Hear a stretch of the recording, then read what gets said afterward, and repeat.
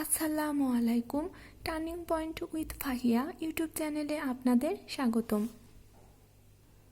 আজকে আমি পড়ার রুটিনে নৈতিকতা সাবজেক্টটি রেখেছি। 35 থেকে 46তম বিসিএসে সবগুলো প্রশ্ন ভালোভাবে পড়বেন। শুধু প্রশ্নগুলো পড়বেন, কারণ প্রশ্নগুলো পড়লে আপনারা একটি নাম্বার কমন পাবেন। ব্যাখ্যা সহ পড়তে পারলে খুবই ভালো, কিন্তু ব্যাখ্যা সহ যদি না পড়তে পারেন তবুও সমস্যা নেই, কারণ আমি একটি শিট আপনাদের সাথে শেয়ার করব। ওই শিটে বিভিন্ন সাহিত্যিকদের গ্রন্থ এবং উক্তি লেখা থাকবে। ওইগুলো যদি আপনারা পড়েন তাহলে গ্রন্থ এবং উক্তি কার এটা আপনারা বুঝতে পারবেন এবং পরীক্ষায় উত্তর করতে পারবেন। কারণ প্রতি বছর বিসিএস পরীক্ষাতে বিভিন্ন লেখকের গ্রন্থ এবং কোন সংজ্ঞা বা কোন উক্তিটি কে বলেছে এমন একটি অথবা দুইটি প্রশ্ন থাকে। যেমন সুশাসনের সংজ্ঞা দিয়ে বলবে এই সংজ্ঞাটি কে বলেছে, কারণ বিভিন্ন ব্যক্তি বিভিন্ন সংজ্ঞা দিয়েছেন। এই সাবজেক্টটা যেহেতু শুধু প্রিলির জন্য গুরুত্বপূর্ণ, রিটেনে এই সাবজেক্টটা নেই, তাই এই সাবজেক্টটা আমরা একটু টেকনিক্যালি পড়ব। আর যারা বেশি পরিশ্রম করতে চান, বেশি জানতে চান, তাহলে আপনারা ব্যাখ্যা সহই পড়ার চেষ্টা করবেন। আপনারা যদি ব্যাখ্যা সহ পড়েন তাহলে কিন্তু খুবই ভালো, কিন্তু যারা একটু কম পরিশ্রম করে 6-7 নম্বর তুলতে চান তাদের জন্য আমি শর্টকাট এই সাজেশনটা দিলাম। 35 থেকে 46তম বিসিএসের সবগুলো প্রশ্ন খুব ভালোভাবে পড়বেন।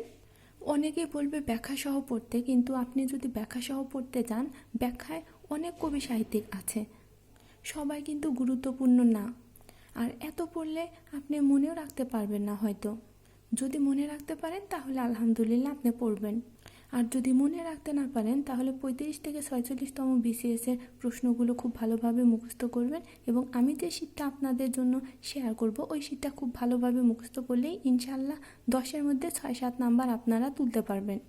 10-এর মধ্যে 6-7 নাম্বার মানে 100-তে 60 থেকে 70% নাম্বার। এই নাম্বারটা কিন্তু খুব খারাপ না, মোটামুটি ভালো একটি নাম্বার বলা চলে। গণিতের জন্য ধারা কিন্তু খুবই গুরুত্বপূর্ণ, কারণ বিগত বিসিএস পরীক্ষাগুলোতে ধারা থেকে প্রায়ই প্রশ্ন আসতে দেখা যাচ্ছে। এর জন্য ধারা খুব গুরুত্ব সহকারে পড়বেন। এবং ইংরেজিতে আমরা অ্যাডভার্ব রেখেছি। আমার ভিডিওটি দেখার জন্য ধন্যবাদ। আমার ভিডিওটি ভালো লাগলে আমার ভিডিওতে লাইক দিয়ে প্লিজ চ্যানেলটা সাবস্ক্রাইব করবেন এবং আমার ভিডিওটি আপনার ফ্রেন্ডসদের সাথে শেয়ার করবেন।